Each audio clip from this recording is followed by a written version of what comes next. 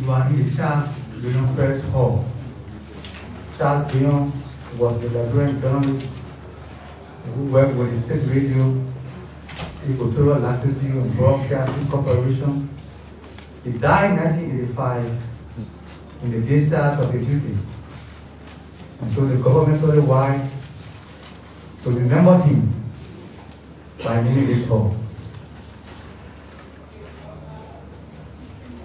We would like to do the strings in the familiar for the passing of our media police who died in one more time, 2 other media police. I'd like for you to please stand in the starting of movement for Timothy Seeker, Ida City, and the rest of our media police. Thank you, you can please sit. The State Police.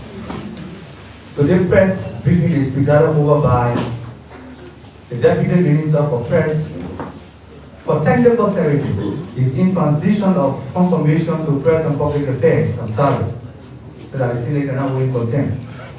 So the Deputy Minister for Technical Services is Honorable Daniel Sano.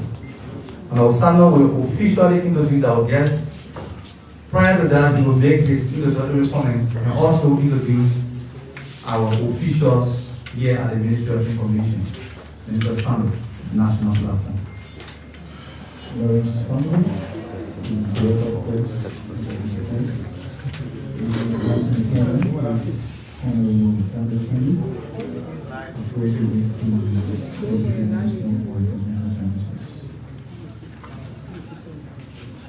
Good morning. On behalf of the Ministry of Information, Cultural Affairs and Tourism, we are pleased to stand on existing protocols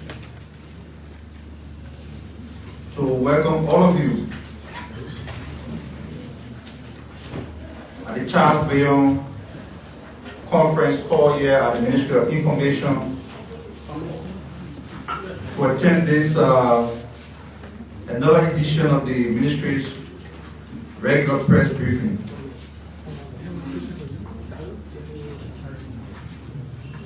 We have as our guest today the Ministry of Justice, and of course they are here to address recent incident of jailbreak that occurred in Kakata City, Magibi County.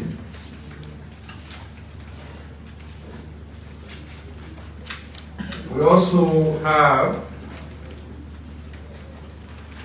Dr. Benita Collins Andrew from the Liberia Medical and Dental Council, the LNDC, will brief the nation on the current state of affairs of the LNDC. And then of course we have the Incident Commander General, Mr. Anzu V.S. Dolly, the Executive Director from the National Disaster Management Agency. He will speak on developments surrounding the provision of $1.5 million emergency cash transfer for flood victims and food assistance initiative for 26,000 flood affected victims across Liberia. Of course, Mr. Dolly is accompanied by some of the beneficiaries of that program. Before we invite our distinguished speakers to the platform, I'd like to recognize the conspicuous presence of the Acting Minister of Information, Mr. Johnny Takwa. I also like to recognize my colleague, the Assistant Minister for Media Services, Mr. Mavi Gemplu. Before we invite our speaker to the stage, we like to make the following remarks on behalf of the government of Liberia. The President, His Excellency Joseph Boakai, and entourage have scored big wins for Liberia at the just ended Forum for the Channel Africa Corporation. President Boakai and his team are due to return to the country tomorrow, Wednesday at 5 p.m. and they will move straight to the Effort Baptist Church in Pinsville City, where a brief Thanksgiving service to commemorate the President's successful engagement abroad and the team's safe return to the country. We encourage all media institutions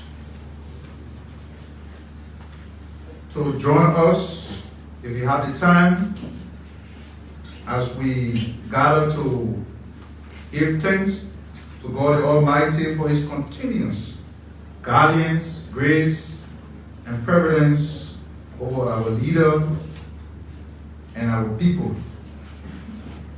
While in China, it is important to note that we are happy to report that the President and his team held bilateral meetings with Chinese President Xi Jinping. And here are a few highlights from that meeting. At the meeting, the Chinese leader assured President Boakai that China is ready to support the developmental drive of Liberia.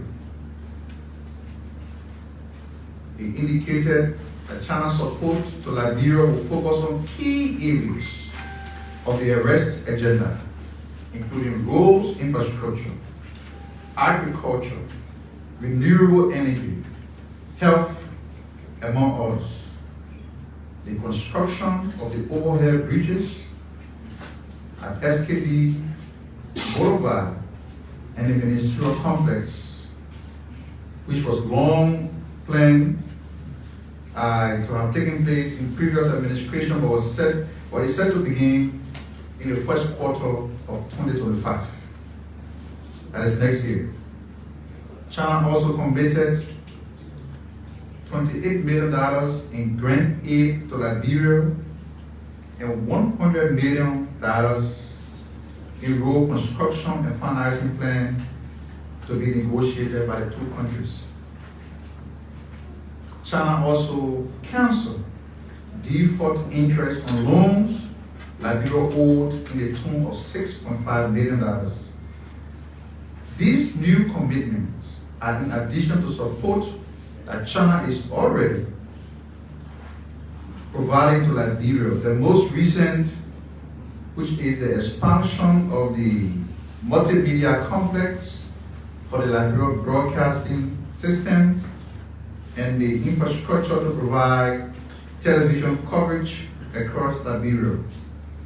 While also in China, the government, represented by and through the Ministry of Information, Cultural Affairs and Tourism, signed a memorandum of understanding with a multi-million-dollar company, real estate developer, for the construction of hotels, housing estates, and amusement parks.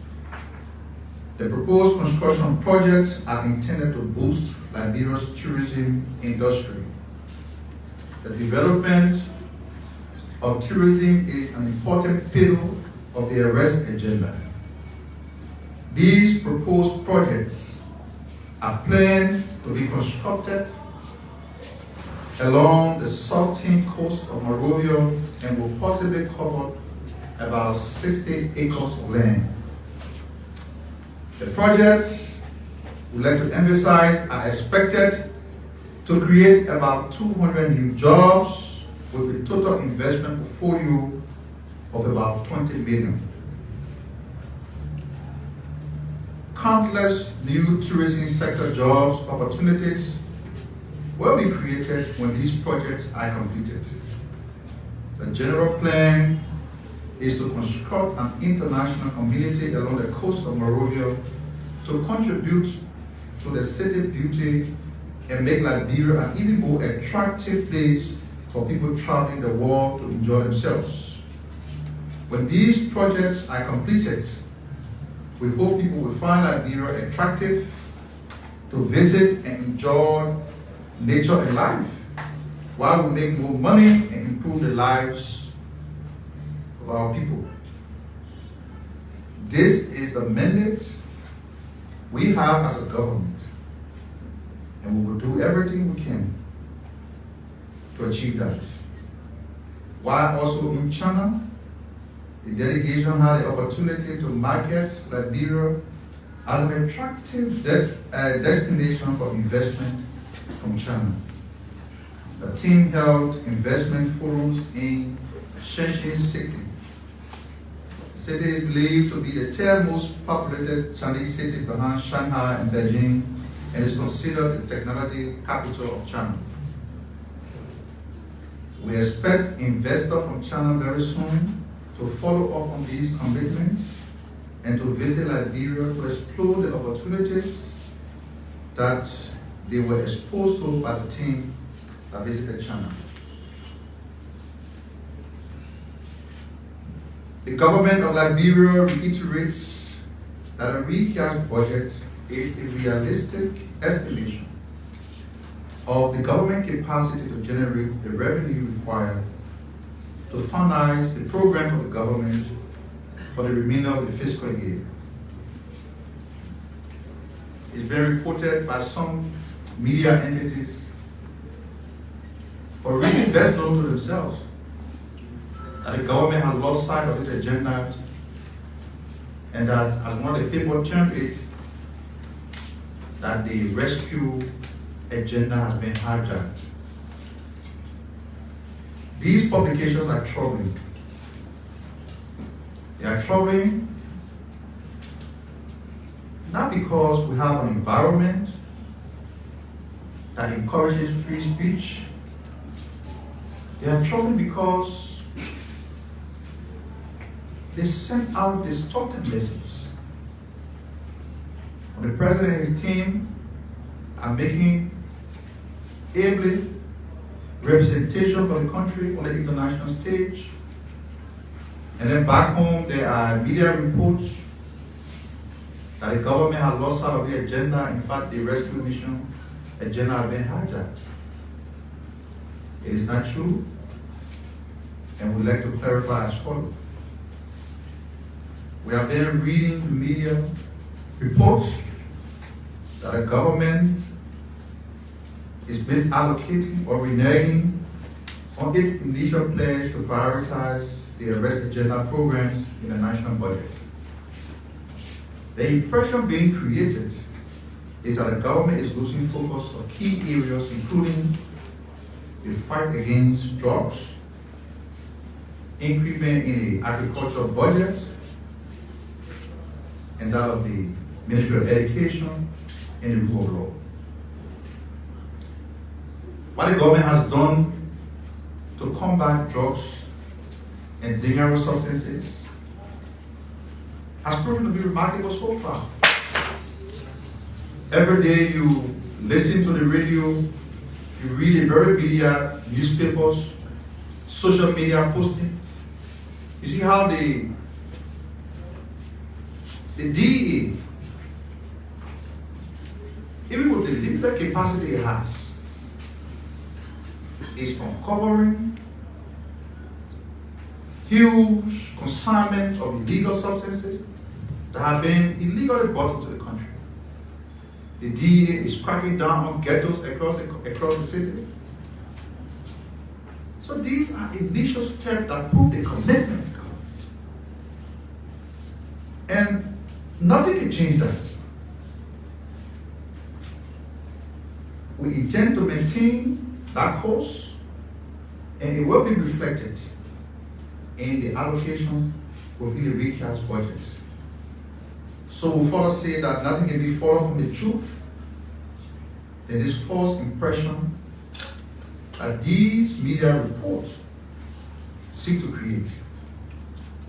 The other day we were here, the Ministry of Finance and Development Planning has said that the reallocation made in the recast budget are in line with government realistic revenue expectation for the remainder of the fiscal year. Last week, they re-emphasized that. They told us, including members of the press, that the adjustment that they have made in the budget as reflected in the recast that is currently before the legislature do not affect the core function and activity delivery of the various agencies whose budgets have been revised downward. The budget revision have been done to the contingent revenue and expenditure component of the budget. Maybe, and just maybe, we need some level of tutorial for people who want to be reporting on these things. And they, interestingly so, the other day, the Deputy Minister of Finance was here, he talked about economic reporting. Maybe the government needs to take up an initiative to train people on how to report on the economy of the country. I mean, maybe it will help to address some of these missteps in the reportage that we see every day in the media. So, we'd like to see that the budget is a plan to raise and spend money.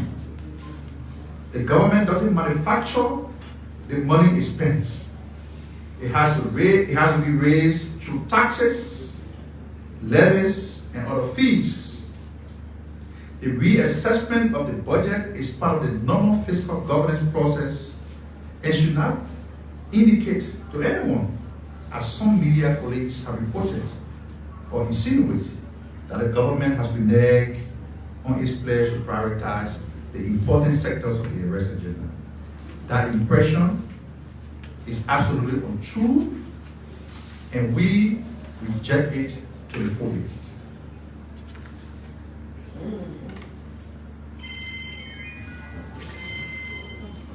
The government thanks the political leader of the Liberian People Party, Councillor Tiawon Gongo, for his views on the progress that the country is making. We want to encourage more of these frank exchanges between the government and other political leaders. These exchanges make our democracy even stronger. But contrary to the impression being created by Mr. Gongo, that the government has demonstrated a lack of seriousness in the fight against corruption, the government instead remains committed and more forceful in tackling corruption. President Joseph Imagwaga has issued a zero-tolerance mandate against corruption, and the government is following through just on that. We have been in power for the last 8 months. No current official of this administration has been found culpable or implicated in any acts of public corruption. If such were to happen, we encourage Mr. Gongo to watch and see the action that the president will take. The Vice Senate bearer to Mr. Gongo in the just in the election is a member of this government. And everybody see the tremendous success that he scored at the EPE. Just last week, we were here to give an update. Several companies operating in violation of the EPA regulations were shut down. And he doing so without fear. He doing so with the commitment of improving the system within the country. So we encourage Mr. Gongo to follow what the good work that his Vice Senate bearer is doing at the Environmental Protection Agency. Just last week on the platform, the Liberia Anti-Corruption Commission reported that about 53% of officials appointed by the president or public workers who are required to declare their assets are in compliance. 53% is an outstanding mark. How do we begin to fight against corruption? A public official are highly what they enter into government. Today the case is different. The case is different. The president has mandated at the level of cabinet that once you are nominated, confirmed, and appointed by the mansion, the next step is that you proceed to declare your assets. So we just have to be able to call a spade. That the president, the government, is doing everything to depart from doing business as usual. And we expect that when the well-learned council of the Council of Government comes to speak on this issue, they have to be mindful and choose their criticism wisely. The president received a report from the LACC with the hope that some officials are doing all they can to be in compliance with the law. The president had issued stern warning to those who have not yet declared to do so in accordance with the law. That's leadership by example. The president has encouraged. The president himself, his vice president, were the first to declare their assets. What happened is officials in their numbers follow suit. Leadership by example. We urge Mr. Gombo to watch and see the president's action. Additionally, as Mr. Gombo indicates, that some employees of government have been dismissed because they express their right to free speech. Such a statement is clearly erroneous. The Constitution of Liberia that guarantees free speech also provides that one who exercises their free speech is responsible for the abuse thereof. The free speech is not absolute. The conduct that Mr. Gombo refers to was found to be an act unbecoming of a civil servant. And a civil service standing order provides remedial action for such conduct, including warning, suspension, and dismissal from service. I'm not too sure Mr. Gombo want to have the opportunity to be president of Liberia and then members of the civil service who are guarded by a standing order are engaged into raining vulgarity, insults on the leader of the country. And your only defense is that a civil servant. People should be able to account for their rights. So if Mr. Gombo was referring to the incident at the Moreover City Corporation, the civil service action is justified by law, and he's a lawyer. Free speech is not absolute. When you decide to exercise your free speech, you have to take responsibility for what you say. And what they did at MCC, for which they were dismissed, does not resemble the free speech that is described by the Liberian Constitution. Across government sector, we heard that government are infested with partisans. Do you see people being dismissed randomly? The Ministry of Information is a classic example. Not a single person has been dismissed from here. From the minister to the least person in this building. We have said to the employee that we came here to work on behalf of the government of Liberia, not to wish on anybody because you're from this party or from that party. So the records are clear. That this government is not wish hunting. There are more serious things that we have to do other than going after people because they express their political desire to join one party or not. And if you come to the national platform and you want to contribute to the national discourse, it has to be on something more substantive. Something more substantive. We heard a system that was completely rotten. And Councillor Gombo knows that. And the effort that the government has taken in the first 7-8 months are just intended to institute structural and institutional reform across the government. And a year has not ended, we already start seeing results. So This government is beyond that pettiness. That people will be dismayed because they express dissenting opinion on the policy of the government. It is absolutely untrue. No one has been dismissed from government employment because they exercise their free speech rights under the Constitution. Under this administration, you can rest assured that nobody will be dismissed. Mr. Bongo can also be assured that we thank him for the view that he expressed. Lastly, we are following media reports that Criminal Code has issued an arrest warrant for former officials of the SY CDC government headed by former President Weah. And these officials were initially charged on matters of corruption. To that effect, let me make the following comments. We have seen the warrant signed by the clerk of criminal proceedings, and the former officials are to answer to the charges including economic sabotage, money laundering, criminal facilitation, among others.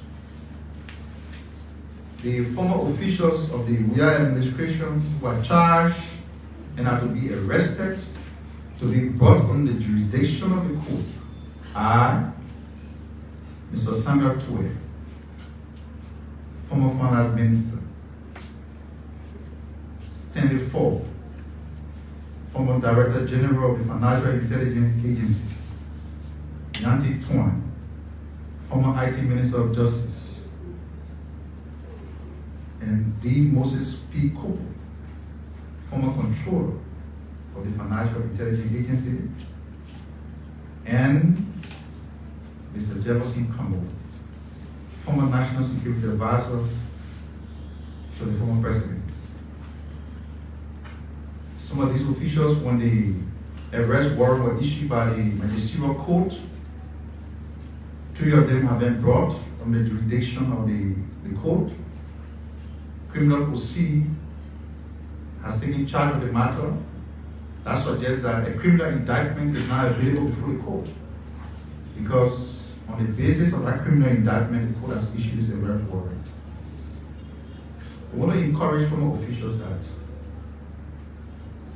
there's nothing wrong with you coming to account for your stewardship. To be on the run and being declared a fugitive simply because you decided to abscond justice is unacceptable. Our justice system may be challenged, but so far so good, it has proven to be independent and credible. These officials are not guilty, but they did something for which the state is pressing charges against them. We will not do so arbitrarily. We are doing so as required by the laws of Liberia. So nobody should run into self-imposed exile in the name of, oh, I don't trust the justice system. Come here. Go to the court. Clear your name. Indictment is not guilty verdict. We urge these officials to turn themselves in and to allow the judicial process to take a course. With this statement being made, I now call on the team from the Ministry of Justice. Like I indicated, they will provide updates on the incident that occurred in Maggie County, Kakata City. And following the Ministry of Justice, the Liberia Medical and Dental Council will speak, and then we will take the incident commander-in-chief, Mr. Anzu Dolly, will make a presentation, and then our media friends will ask a question, they will answer the question, and then we enjoy the catching on this edition of the press briefing. The Minister of Justice. Thank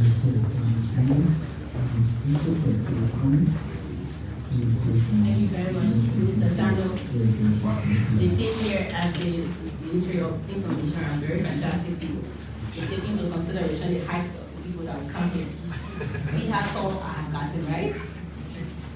All protocols observed. Ladies and gentlemen of the press, my name is Abigail T. Lesichi. I am the media specialist from the Ministry of Justice. I am accompanied by Anthony Charles Bonpa. He is the Director of Prisons, Republic of Liberia, for all prisons in Liberia. Followed by him is Mr. Bala Yabo, I got him private number. He is the Deputy Director for Prisons, Republic of Liberia. As Deputy Minister Sandro intimated, he will be giving you an update on the prison break that took place in Kakata, Maki County. And I will start by saying, if you recall, several local dailies published this story in the early hours of September 9, 2024, same being yesterday. And I was fortunate to have read at least 2 of the dailies, the local dailies. And for the most part, they were consistently saying that one daily said over 100 prisoners escaped. Another one said at least hundreds. And one of them said that the prisoners escaped with machetes and the legs. What I can say to that is that it is true a jailbreak did take place in Makibi on the date that was reported. However, what should be clarified before I go further is that the number 100 is not even close to the number of prisoners that escaped. Neither did they escape with machetes, because how can you be in prison and have access to machetes? Machetes are cutlasses for those who don't know what machetes are. Having said that, when the local dailies were published, the Ministry of Justice, around 11 a.m. thereabout, issued a press release. And we mentioned 47 inmates escaped. We also mentioned that we would give updates. And it's based on that press release for which we've come here today to give you updates and to also provide more information as to how the incidents occurred. What we're not going to do is get into the nitty-gritty, like a detail, but we'll give you information that we believe the public should know. And so, our comments. Sometimes after 5 p.m. Sunday evening, the superintendent for the Kakata Central Prison, Mr. Nelson B. Moore, he received intelligence that somebody or one of the prisoners had a cell phone. And you know that is a contraband within the court system. You're not supposed to have a cell phone. So based on that intelligence, he ordered a search, which is regularly done at the prison. And the prison is divided into blocks and cells. So one of those blocks was the suspected blocks where the cell phone was alleged to be. Therefore, the prisoners within that block were asked to come out of the cell, and that block contained 11 prisoners. And they were asked to move to another place while they searched the block. After the block was searched, the phone was retrieved. It is a SICO phone, SICO as in SICCO, and it had 2 SIM cards. It was confiscated. It's within the prison superintendent has the phone in his possession. Now, after that search was done, the prisoners were to go back to the cell. And so when the superintendent said, okay, gentlemen, move out, they refused, and then commotion broke out. And high tension broke out in the cell. and they started to raise noise, and because the situation looked very dangerous, the prison superintendent decided to call at the police station for help. It was also reported in a local daily that they had only, I believe, 3 female staff and 1 male. I want to say that that information is not true. In fact, that evening there were 10 police officers on duty, or prison officers on duty. And when the scuffle started and the commotion started, as the tension escalated, 3 more officers that were within the vicinity were called. So we had 13 officers on the scene. But 47 men, they were all men, for your information. They overpowered the 13 officers and they fled in different directions. Immediately, they started to take flight. 2 of them were apprehended immediately on the scene and put back in the prison. However, before the police reinforcement could get there, a lot of them had absconded. This is what happened on that fateful Sunday evening. Having said that, we will now give you an update of the escapees. Like I stated earlier, 47 inmates escaped. 2 are already were immediately apprehended. Immediately, I want you to take note of that. And of the inmates, the 47 inmates, 4 are sentenced inmates. That means they've gone through all the legal processes and they were serving the time that were due them, so they were sentenced. 1 was charged with aggravated assault. 3 charged with armed robbery, pending trial. 4 charged with burglary. 1 charged with contempt of court. 1 charged with disorderly conduct. 1 charged with manslaughter. 6 charged with misapplication of entrusted property. 5 charged with murder, including 1 convicted. 3 charged with statutory rape. 1 charged with terroristic threats. 15 charged with theft of property, including 3 convicted. And 2 charged with drug-related offenses. If you were to calculate those numbers, the total would be 47. The age range of the escapees ranges as follows. 12 of the escapees range between the ages of 18 to 21 years old. 17 range between the ages of 22 to 25 years old. 10 range from between the ages of 26 to 35 years old. And 7 between the ages of 36 to 53 years old. Currently, as I speak, additional 3 of the escapees were captured or recaptured. And so, on the update of how many prisoners are now recaptured is 5. You remember when I spoke earlier, immediately 2 were apprehended, 3 more are apprehended, and we have a total of 5 jailbreakers who have been apprehended. Currently, the Ministry of Justice is working along with the joint security that includes all apparatus of the security system within our country, and they're doing everything within their power to apprehend the rest of the 42 escapees. Having said that, we also have taken several other measures. From the Monrovia Central Prison, we have deployed 13 additional correction officers, including investigators, to help the officers at the Kakata Central Prison with this investigation.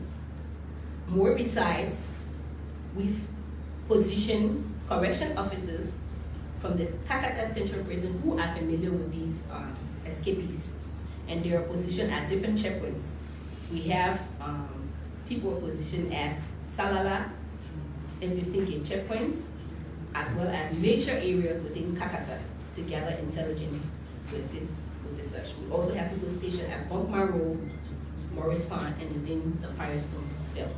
These are the efforts that the Ministry of Justice is making to ensure that the rest of the 42 escapees are apprehended.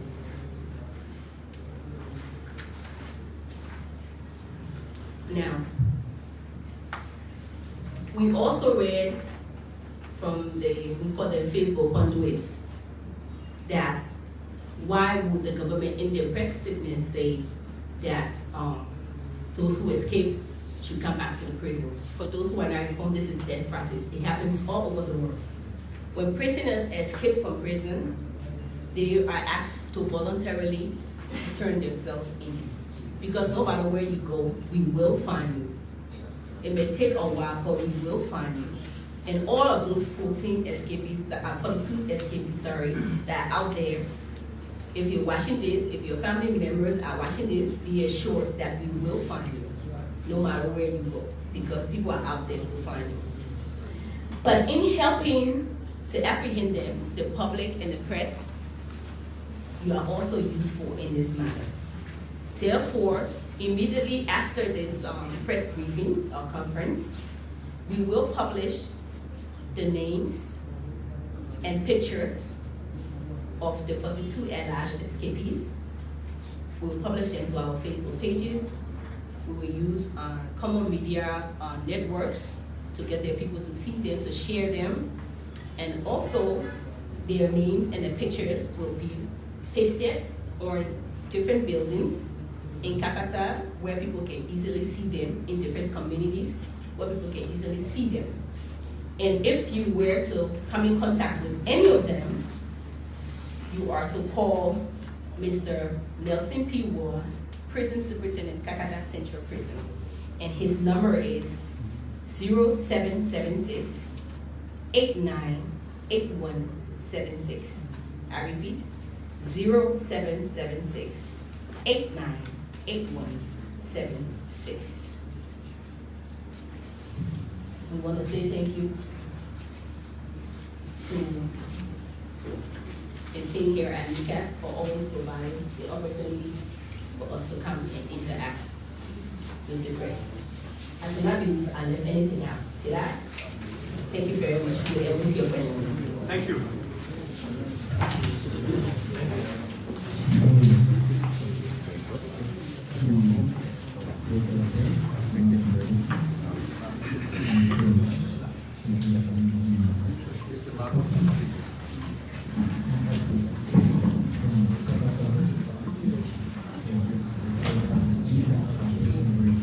Esteemed dignitaries here present, members of the press, I consider this a golden opportunity to be given or sit on the national platform, and hopefully this will give a little bit insight on the historicity and what I will do at the Liberia Medical and Dental Council.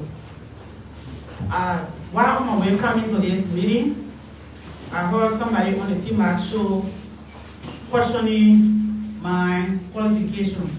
So in as much as I hate to do this, I'd like to say my name is Dr. Benedetta Collins Andrews. I'm the current chairperson of the Liberia Medical and Dental Council. I hold a BSc from the TJ Arrow Faulkner College of Science and Technology, University of Liberia. I hold an MD from the AMWT College of Medicine. I'm a specialist pediatrician from the Liberia College of Physicians and Surgeons. I'm a Global Health Fellow from Emory University, Atlanta, Georgia. I'm a member of the West African College of Physicians. I'm a member of the American Pediatric Academy. I'm also a member of the American Society of Tropical Medicine and Hygiene, just to name a few. So, the Liberia Medical and Dental Council is the autonomous agency of the government of Liberia, sponsored by government of Liberia money, established in 2010 by an act of national legislation with exclusive powers to monitor and regulate medical practice in this country. Medicine is a guided profession. Anybody can open a store, anybody can open a shop, but not anybody can open a medical school. To open a medical school, to open a hospital, you have to be accredited. And because of the importance of this, and additionally, that health is a integral part of the best general health and sanitation. So government has put into place all of the mechanisms to support us to make sure that we regulate how medicine is practiced, because medicine is practiced on human beings and it cannot be allowed to be done all by itself. So with me here today, I have Dr. Augustus Kalekuya, who is my Registrar General. I also have Mr. Theophilus Tamafaya, who is my co-chair. I have Mr. Joseph Como, our medical director, and Mr. Emmanuel Cole, who is our PRO. Like I said, this act that created LMDC was brought into law when our current president was vice president at the Senate and signed by Madam Ellen Johnson Sirleaf. The LMDC is run by our council. It's important to note that we are not appointed by central government. The act encourages us to have a council of different representatives of the categories of health in medicine. So we have a specialist on the board, we have dental surgeons, we have nurses, we have pharmacists, we have physician assistants, we have a whole group of allied health. It's important to note that medicine is guided by principles across borders. When you are moving to any international territorial confines out of your jurisdiction of training, you need to be licensed by the team that you're going to practice with. And you don't have an option. And by licensure, by qualification, we're not only talking about your academic or your professional credentials. You can have all of the degrees from Harvard, from Yale, from Princeton. The ultimate that qualifies you to practice medicine is a licensure from the jurisdiction that you are in. So we have people that are around who have all of the medical qualifications, but they don't have the license, so they don't practice. So our vision at LMDC is to make sure that we are nationally and internationally known as a medical regulators with the powers vested in us by the government of God to ensure that our people's interests are protected, as medical malpractice is an existential threat to the public health of the general populace. So the mission, to just summarize the mission, we are responsible to register all health workers in the country. And by registration, I mean that so long you're a medical practitioner, foreign and locals alike, if you intend to practice, you have to be registered. So registering health workers doesn't necessarily have to be only by the health worker. If your entity that is bringing in people to practice is your responsibility to declare those people to the National Council. In fact, when we go to other places to practice, we apply for licenses for even enter the country. I went to Zimbabwe. I couldn't enter the hospital for over 3 weeks because I needed to get my license to enter the hospital. I want to do my West African exam just to do tests in Ghana, just to shadow the people around the hospital. You're not even touching the patients. We have been $750 for temporary license before we can even go anywhere close to the hospital. And that is the standard practice to do. So after you are registered, the next thing is to license, because you can register one time and then you're going to be licensed every year to ensure that you are current, to ensure that you don't have any issue with malpractice and what have you. So those are the procedures. Then we are there to set standards for hospitals and health training institutions. Like I said from the beginning, you cannot just open a hospital on your own, you have to be accredited. So we go there and check for the manpower, we go and check for infrastructure, we go and check for everything that authorizes you to practice medicine, so that's a standard setting. Then we are also responsible to adjudicate cases of medical malpractices. So you go to the hospital, you're supposed to take penicillin and give you gentamicin, LMDC is a place to go. And that is a very peculiar task because we need specialists and consultants to go through these cases. If you have a case that has to do with obstetrics and gynecology, we'll have to get a consultant in that field to go into the case. We don't adjudicate the cases on our own as heads of the entity. We co-op specialists to do that. So most times people say take their cases to LMDC and it's delayed. If you get a specialist who will come and specialist or consultant who will come and sit down for 6 hours to investigate why somebody died at the clinic, you have to incentivize it to a large extent. So that's some of the reasons why the cases can be delayed. And what are we doing currently at LMDC?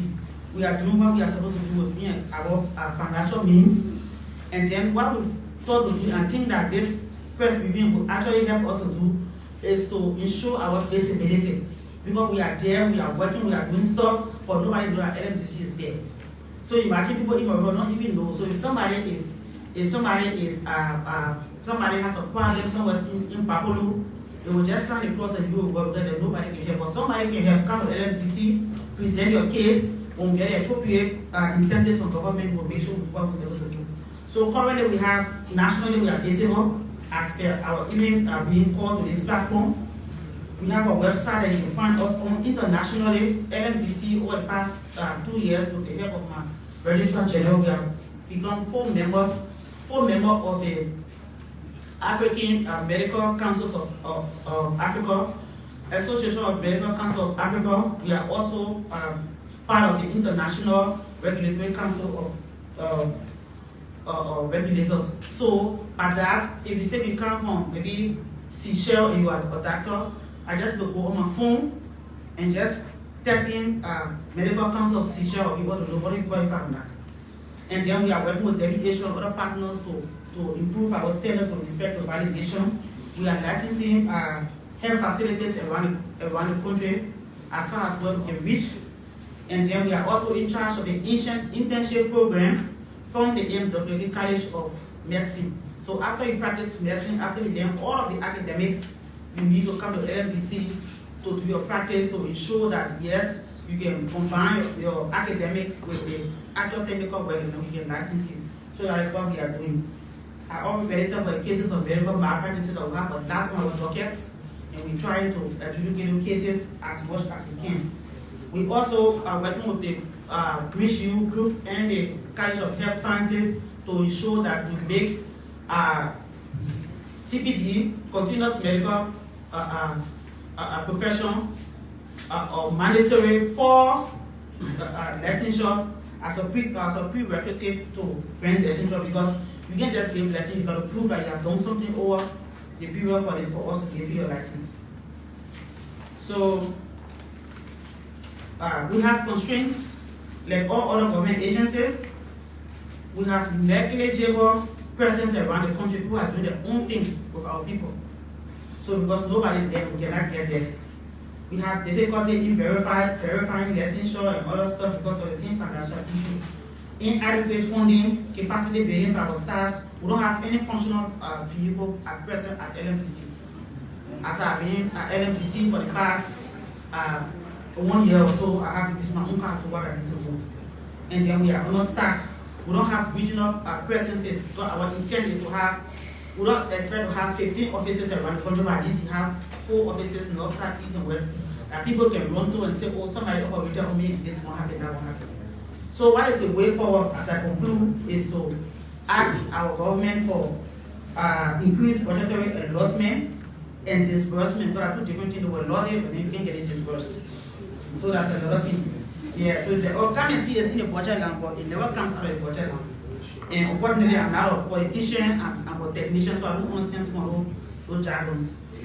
And then we need a strong political will by the powers that be to ensure that the medical regulation laws are equitably implemented to the fullest against violators, regardless of their economic standing and political connections, as medical practice anywhere, as medical malpractice anywhere is an existential threat, like I said before, to the health and well-being of everybody.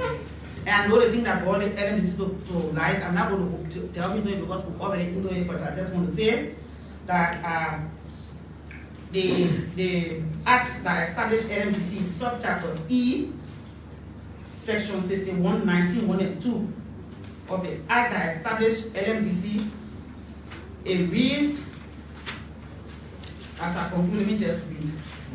And it's entitled Unauthorized Practice of Medicine or Medical Criminal Act. Anyone not authorized to practice medicine under the provisions of this chapter, but who practices or holds himself as being able to practice medicine in which a license is a prerequisite, and who aids, abets, and facilitates an unlicensed person to practice medicine, or who fraudulently sells, lies, or files, furnishes, obtains, or attempts to sell, file, furnishes, or obtain a diploma, license, record, or permit purporting to authorize practice of medicine, has committed a felony of the second degree, and upon conviction in a court of competent jurisdiction is punishable by imprisonment for a period of 5 years and or a fine of not less than US $1,500 and or both. And lastly, it says a specific point here for expatriates. In the event an expatriate violates this section, upon conviction, the felon shall be subject to imprisonment for 5 years or a fine of not less than US $1,500 and or both, and immediately deported to the country of origin after the imprisonment. So we are not targeting people because of any special reasons. The act that was signed by the president, the current president, and the former president is what we are dealing with. And nobody should say that because somebody has a qualification in Ghana or in America, so they qualify to practice. Medicine is like the army. AFL cannot go across Guinea border and start shooting them. You have to stay within your territorial confines. So you can bring your credential for Yale, from Harvard, from Princeton, for whatever you need to come and present it to us. And there's no excuse to say that you didn't know that we were here. You are supposed to ask. So nobody is trying to talk. My question is because they don't have a pediatric board in Maryland or in Milwaukee from ones that here. So I should just go to Milwaukee and start operating because I said there's no board. My duty is to ask that, but if there's no board, I should come back to where I was trained. There's no if and end about this. We're not going to play politics about that. So thank you. I submit to your questions for the array. Thank you.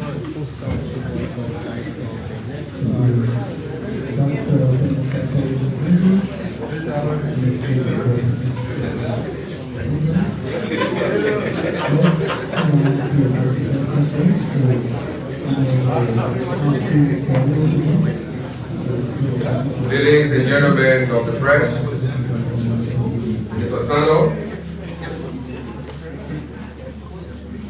I'm energized indeed to hear from the medical board specifically talking about territorial jurisdiction. And so as I stand here this afternoon, we have disaster jurisdiction. I will speak to you. Today, I really do not want to speak from a prepared text. Because reading from a prepared text restricts us not to elucidate vividly what we actually want to say. We have come to you to let you know that the Liberian government for which we serve is doing extremely well. And so to insinuate that this government is not doing anything for this citizen for which they were elected, that's a fallacy.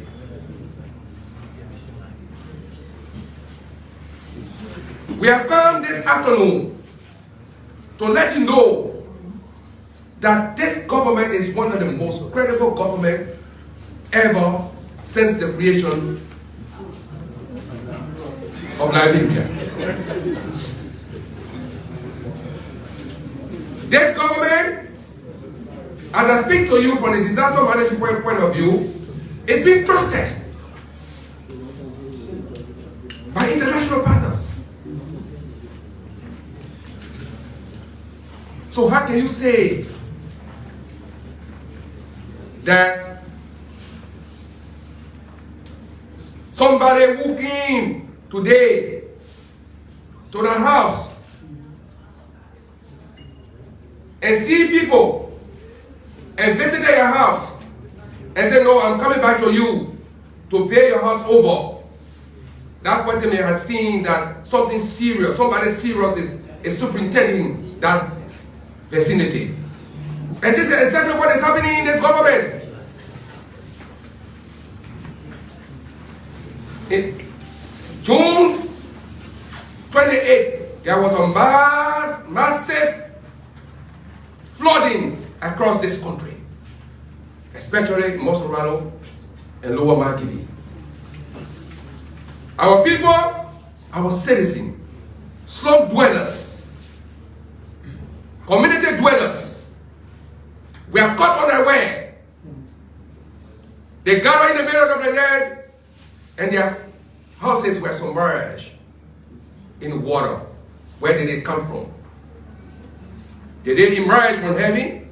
No. It came from everywhere. Illegal slum dwellers are building in drainages. The waterway is being blocked.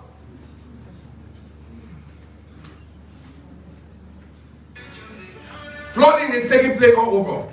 In Grand Cape County, in Waterside, for example, in Bakuru, rivers, because of climate change, are overflowing these banks. Schools in Waterside have been submerged. Churches, people no longer go to Sunday to church in Waterside because the church has been overrun with water. The government, this credible government, is doing well. And so, victims of the flooding are beginning to start receiving cash transfer. So the government had approached the one UN, and the United Nations have commanded, instructed all UN agencies, I repeat and recapitulate what I'm saying. All UN agencies to immediately come to the aid of the Liberian people. So to accept that call, the WFP had gathered $1.5 million United States dollars for flood victims of the June 28th. So isn't it wonderful? Who's going to give money to government that is not credible? No! I vehemently reject that. So our people are benefiting directly. And see, what we are doing right now is that somebody will say, oh, they have given $1.5 million to Ansu Dole to distribute among and between the victims. Yes, the MDMA produced the data. The data is already been validated by the UN through the WFP. They went on the field physically to see the actual human beings. And so they have gone, our people have begun to receive 5,200 households, constituting 28,000 human beings, will receive a cash transfer of $45 United States dollars per month for the period of 4 months. Maybe you didn't hear me well. I'll also say it again. Over 5,200 households, it means that family heads, constituting 28,000 human beings, will be receiving and have begun to receive direct mobile money cash transfer. $45 United States dollars for a period of 4 months. So that they can be able to buy rest, buy some medicine, to enable them to redefine their dignity.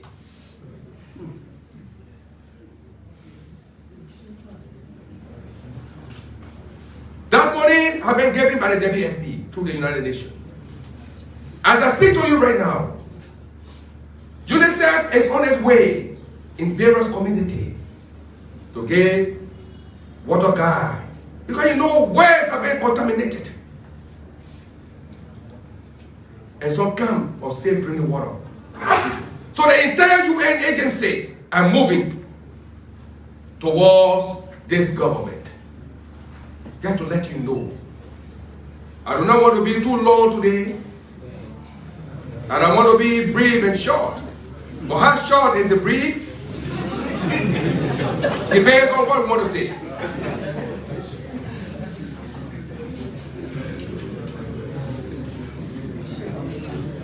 I have come today also. This is a very special briefing.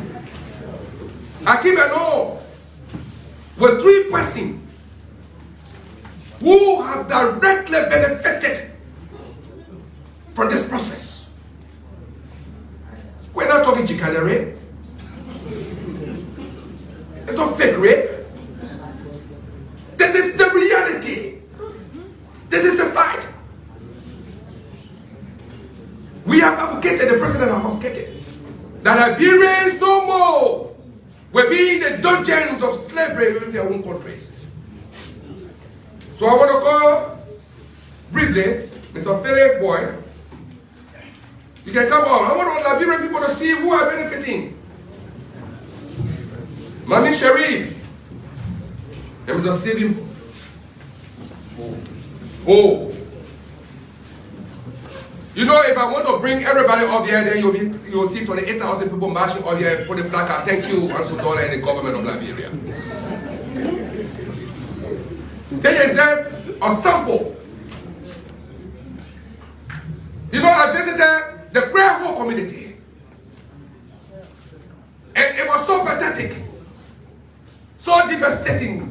Liberians are living in water. So these are the people that are benefiting, few of them. So I would like to momentarily relinquish my position for Mr. Boy to just give one statement, small statement, before I conclude. Yeah, right. Thank you, Mr. Director, and thank you to the press for giving me the platform. I received the money. I was vetted by WFP, and I received the first $45 US, to found food for my family and I. I just want to make the appeal to the international body, the press, and whosoever that Liberia is challenge fraud or fraud. Because we in district number 16 as the president for the fraud victim. Someone say, why now? It's not just today. But in June the 28th, it was not easy. I think some of the press here know that the credible area that people, usually every year people die in that area because of flooding. So we just thank you to the Nigerian government. Say thank you with the flood victim. We really need the government help and that of the international partner. So we say thank you to the WFP through our Nigerian government. Thank you. I mean, young one, about the gender balance. Yes. I want to be thankful to God first and to this government. It is the time of this government. I have the privilege to stand in front of the press for other people that in and out of Liberia to see me. I just want to say thank you to our Faithing General, our godson, our helper, our hero, Mr. Ansu Dola. I just want to say thank you to you. We feel we have nobody, but you are proving to us that we have someone to run to. Through you and the government of Liberia and the WFP, I was able to receive $45 US on this food. And I withdraw that $45 US. I bought food, I bought medicine, I bought few clothes, even the clothes that only I bought it through that $45. So I want to say to all Liberians, this flood issue, Mr. Ansu Dola is not joking. He's not croaking us. He's not being very fair to us. And I'm appealing to the international government to come in to our aid. Whether rain or no rain, we are in the water. Last night, water entered our horses. So I just want to be grateful to everyone that comes to our aid. So you may be wondering, okay, so have your seat. You may not be wondering. So the international community is happy. Liberia, what is Liberia doing for themselves? I want to announce to you, in this public manner, that the Liberian government have released to us $500,000 United States dollars to pre-position humanitarian items. But how will we pre-position the humanitarian items when the actual happening is happening? So by next week, journalists will be invited. We'll be moving into communities in Mosorano, Mangibi, Grand Kemon County, Grand Basso County to get relief items to victims through the kind courtesy of the Liberian government, budgetarily, what they allocated to us. I want to say thank you very much for listening to us. Thank you. You may ask questions if you can, but I know there will be no question because everything is paid.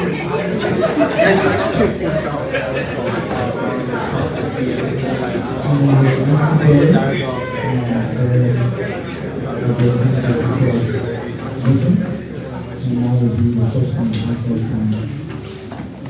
No, I like my man Asu Dole. He can't even sparse the conversation. But we'd like to appreciate the team from the Disaster Management Agency, you, the Liberian people, the press, the witness, our witness testimony from the flood victim, really appreciate on the work that our friend Mr. Dole is doing at the Disaster Management Agency. You also listen to them calling on the international partners. And he also emphasized what the government is doing, what the government intends to do to address the flooding problem. I see a very long line. We will take 4 questions at a time. And as always, we expect that you ask a question based on the presentation that was made here. The other day, we have observed some of you will come and ask questions unrelated to issues that were discussed at the press briefing. I know you are journalists. We can't restrict you how to ask a question. But for the purpose of this press conference, because there are people listening and they are depending on you to raise concern about issues that were presented on the platform. So please stick your question to the issues. We'll take 4 questions at a time. We have 3 speakers, including the Ministry of Information, so just identify yourself, where you come from, and who you want to direct your question to, and opportunity given you. Thank you. So, like the Minister said, please take your question to the issue, and 1 question to a guest, please. I'm John Sharif. I work for Power Radio Monrovia, Atlanta, Georgia. And I also write for the Inquirer newspaper. The question to Minister, you talked about some of the projects being put forth to next year, and we get the impression that the money is available. Why are some of the projects regarding the recent trip to China being put to next year? I think we were talking about overhead bridges. To the Justice spokesperson, 47 criminals escaped, and they overpowered 13 officers. Were these officers asleep or unarmed or what? Because, I mean, this is very serious. It's scary to know that these people overpowered 13 officers. Were they not armed? And the last question goes to Madam Collins Andrews. Thanks for the expose. I'd just like to ask you, how are you succeeding in the areas of the dental arm, reaching to the various counties? You know what the toothache is all about, and having it out there and people not getting the kind of treatment. And how's your outreach? Because that's very cardinal to the success of your mandate. And then how are you handling strikes and protests, which will kind of impede the mandate of yours? Thank you. Joseph Sally, I report for Kakata TV to the chairperson, Dr. Andrews. Most of the time we see men and women out there selling medicine in the bucket. We don't know what's your regulation process is like, so can you tell the public what's your regulation process like when it comes to people selling medicine in buckets? My name is James and I work for Village wherever in my county. And the questions go to the justice representing here. You spoke about a voice when you heard about the information regarding the GDP Kakata. You heard about a huge number, and the end result you heard about for the selling. Will you mind telling us how much image do you have in Kakata currently prior to the SPPs? Because over the years we have heard that Kakata prison companies overcrowded. Will you mind telling us what is the data development in terms of rebuilding Kakata, since indeed Kakata is being exhausted from the council and image who is being present over there? The message was away from the dentist aspect. You are helping the dentist aspect in this country. Will you mind telling us, those who come from the international scene, how well do you couple of you when they come to carry on surgical operations in the field of as a dentist? Thank you. Thank you. I want to ask Mr. Sandro. Thank you. So my name is Emmanuel Polo and I report for Sky. My first question goes to the Ministry of Justice. You know, the public saying that the breaking of the jail in Kakata was actually due to security issue. Why you don't want to agree if you say that the ratio is 47 to 13? That's my question. And to Mr. Simon, my question is, the public said it was a security issue. The public, that is, you didn't have security.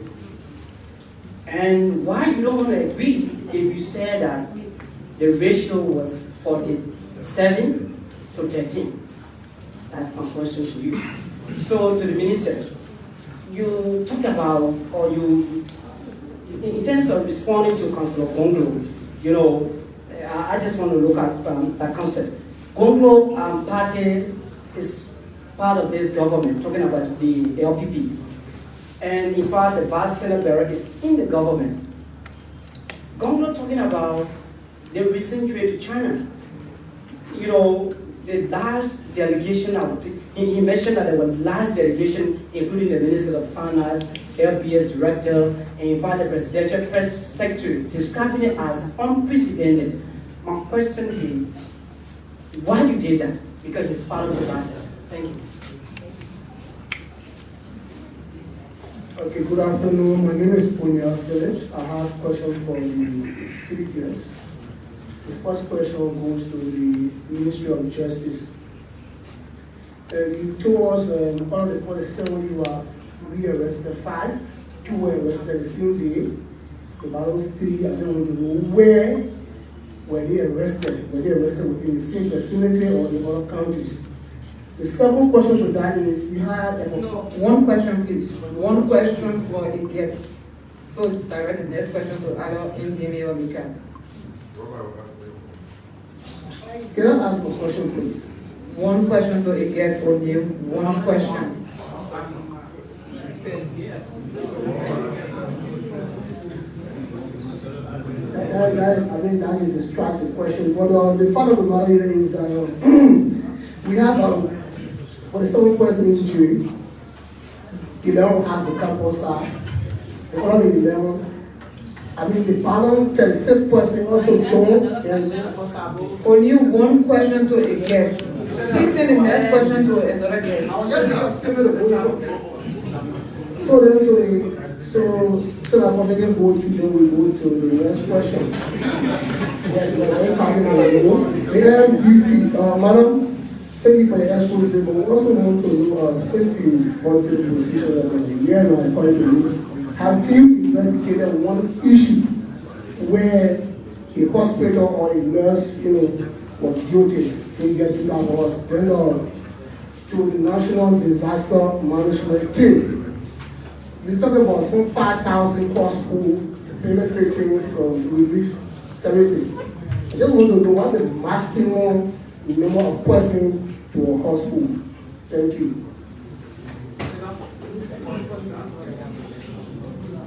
how many questions now? 4? Yes. Okay, then we'll start with you. Answer, then we continue.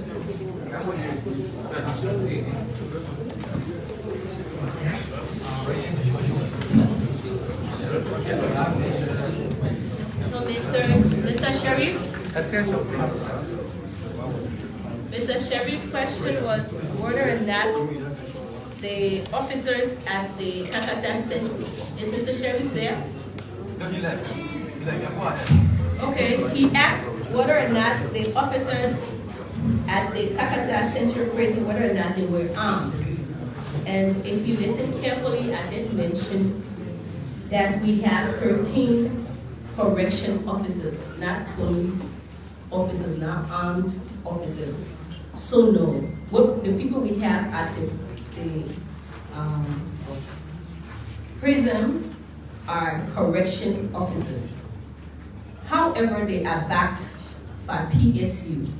In case of emergency, PSU is immediately called. This situation escalated very quickly, and so by the time PSU will come, like I stated in the overview, the situation has already escalated. So no, the correction officers are not armed. Correction officers are not armed. Some of these questions, we can't go into detail because they are for security reasons. We're not supposed to be, explaining such details. So, thank you. The next question, I believe, said, what is the capacity of the Kakata Central Prison? Because he is aware that the Kakata Central Prison is overcrowded. I don't think this is news because we've talked about this, the Minister of Justice talked about this, the Minister of Justice was on air, I believe it was in sometime May, August or so, and we talked about the challenges that we face and the things that we're doing to help to fix it. So yes, the initial capacity of that Kakata Central Prison is actually 60. It should hold only 60 prisoners. That is the capacity. But due to the constraints we face, the prison is, yes, overcrowded. That's why you heard me say 11 persons were in that particular cell, okay? And the current capacity, you also asked what is the current capacity. Before the 47 absconded or escaped, we had 209 inmates. So if you minus 47 from the 209, you have there about 160 some more persons that were still in the prison that didn't escape. All right. The third question was kind of tricky. He says the public said that there was no security, and we're saying that 47 persons overran 13 persons. I mean, the question answered itself. The correction officers do not have arms, they do not have machetes, because even though they are prisoners, their rights are protected. Even if they have arms, they will not go around just shooting the prisoners, right? That would be very inhumane. Next thing we know, we have human rights crisis on our hand. So they were not armed. And 47 men running with speed to escape.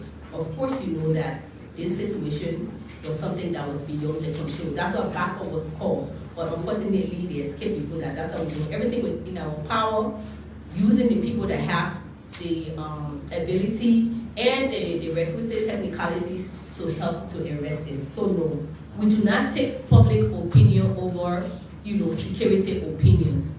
And we do not say because the public say, so we go by the public. I think one of the rules of journalism is to make sure that you get to the facts and understand the circumstances. If you take the public facts, then there's no need for us to have journalists for us to come and be making clarity, because you are the ones who are supposed to help us to educate the public and say, no, why it is true that this happened, this is the circumstance that happened, or these are the circumstances pertaining to for which this happened. Thank you. The fourth question talked about whether or not the additional 3 persons that were arrested, so the immediate 2 that were arrested were in the vicinity of Kakata. Yes. Those the additional 3 that were arrested yesterday evening, they were arrested within the vicinity of Kakata. They have not left the building of Kakata. Thank you very much.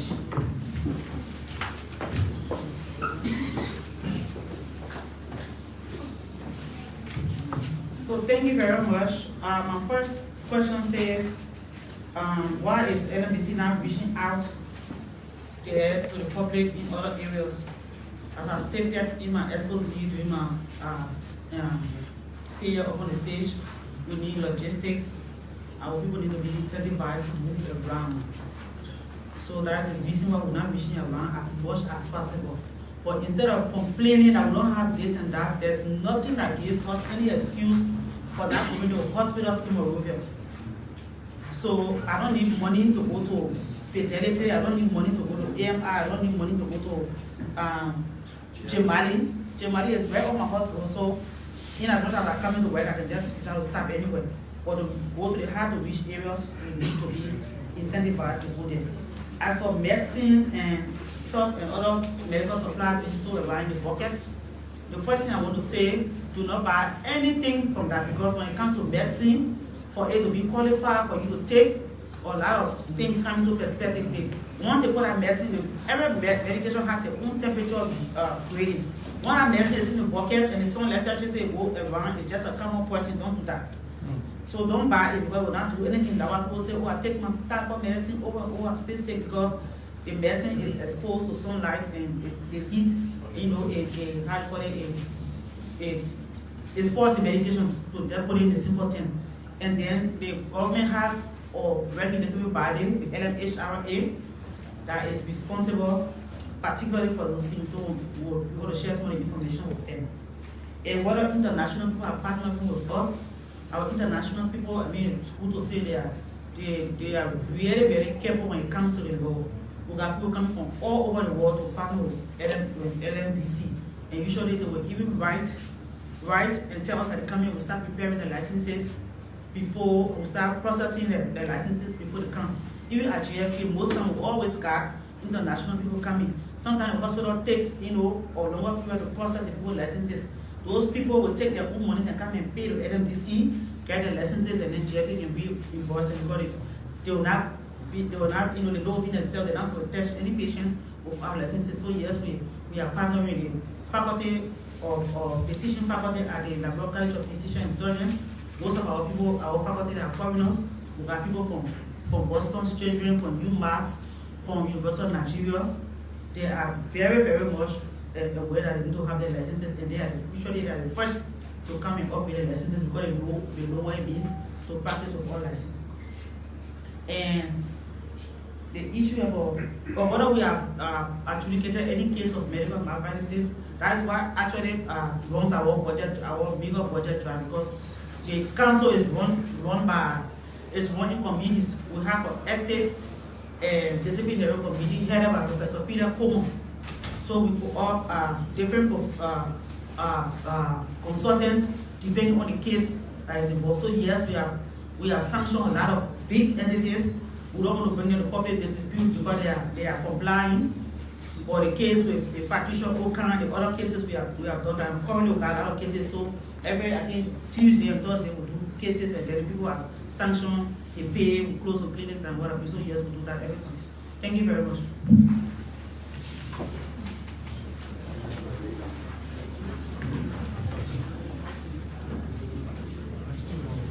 And so somebody asked a question.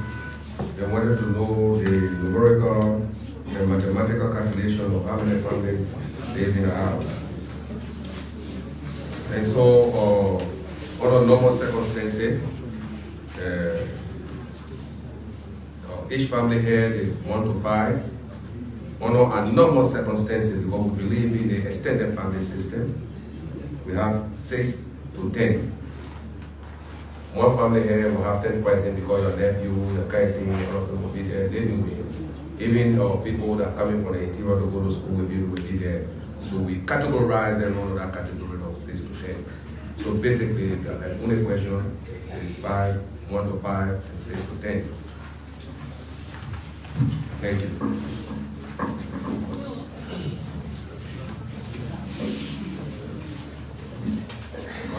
So we continue with questions.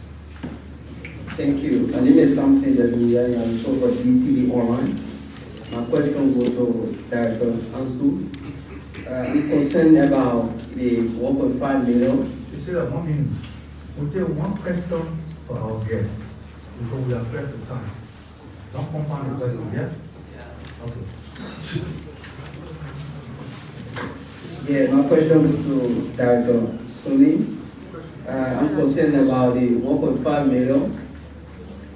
You know, spending this 1.5 million in the next 4 months, and we need to see it coming. And what are your plans in the next? Because next year we have another ministry, probably because flood. What is your plan? You know, for those veterans that you will be giving the 45 out there per month. Thank you. So my name is George Momo, and I report for KSTV. So to the LMDC, it's good you regulating doctors, but I want to know whether you have a regulation on how much health facility that a medical doctor should cover. Because at times you go to Manwater, you see it's being covered by Dr. John Brown. You go to Peter Paul, that hospital or clinic is being covered by Dr. John Brown. To the Justice Ministry, it's good that you here with your Director of Prison. And in a fight of justice by young people years back, when we woke up to the murder of 19-year-old Moses Manman, then a 12th grade student at the Privo High School, his murderer they were arrested and sent to prison. But prior to their arrest, we saw young people quest for justice led to the vandalization of the Harper Central Prison. Taking into consideration that the Harper Central Prison filled River G and Great. Yes, sir. George. Yes, sir. They can stand here busy going live.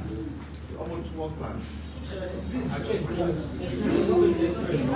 Yes, the people came to present a actual situation. Okay, so my question to the disaster management. You spoke of disaster to take place in August, especially in that community. And now you giving out to victims. That is good. But how do you compare that with the data you collect in terms of all of the communities? The beneficiary, are they inclusive of the data you collected? Thank you. So emphasize that one question only. Yeah. One question per journalist. So if you have question for everybody, just take the best one. To people from Ministry of Justice, you talk about 13 officers that were on duty or who I saw at the prison, and while they were there, the incident happened. So my question is, were you able to investigate them? If yes, what are some of the things that they are talking about that led to the problem with them? She said,